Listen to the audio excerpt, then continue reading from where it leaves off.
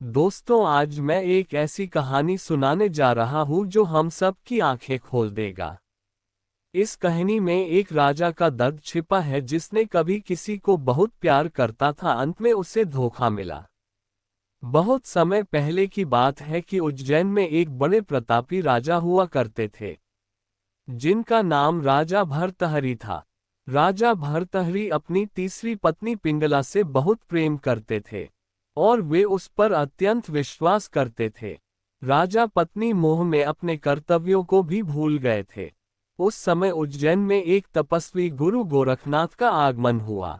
गोरखनाथ राजा के दरबार में पहुंचे। भर्तहरि ने गोरखनाथ का उचित आदर सत्कार किया। इससे तपस्वी गुरु अति प्रसन्न हुए।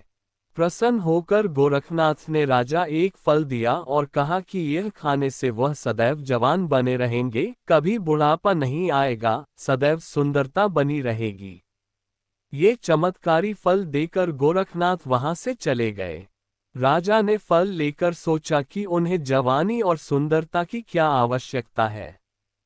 चूंकि राजा अपनी तीसरी पत्नी पर अत्यधिक मोहित थे, अतः उन्होंने सोचा कि यदि यह फल पिंगला खा लेगी तो वह सदैव सुंदर और जवान बनी रहेगी। ये सोचकर राजा ने पिंगला को वह फल दे दिया। रानी पिंगला भर्तृहरि पर नहीं बल्कि उसके राज्य के कोतवाल पर मोहित थी।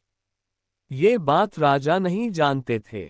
जब राजा ने वह चमत्कारी फल रानी को दिया तो रानी ने सोचा कि यह फल यदि कोतवाल खाएगा तो वह लंबे समय तक उसकी इच्छाओं की पूर्ति कर सकेगा। रानी ने ये सोचकर चमत्कारी फल कोतवाल को दे दिया। वह कोतवाल एक वेश्या से प्रेम करता था और उसने चमत्कारी फल उसे दे दिया ताकि वेश्या सदैव जवान और सुंदर बनी रहे। वेश्या ने फल पाकर सोचा कि यदि वह जवान और सुंदर बनी रहेगी तो उसे यह गंदा काम हमेशा करना पड़ेगा। नर्क समान जीवन से मुक्ति नहीं मिलेगी। इस फल की सबसे ज्यादा जरूरत हमारे राजा को है। राजा हमेशा जवान रहेंगे तो लंबे समय तक प्रजा को सभी सुख सुविधाएं देता रहेगा। ये सोचकर उसने चमत्कारी फल राजा को दे दिया। राजा वह फल देखकर हतप्रभ रह गए। राजा ने वेश्या से पूछा कि यह फल उसे कहाँ से प्राप्त हुआ। वेश्या ने बताया कि यह फल उसे कोतवाल ने दिया है। भर्तहरि ने तुरंत कोतवाल को बुलवा लिया। सख्ती से पूछने पर कोतवाल ने बताया कि यह फल उसे रानी पिंगला ने दिया है।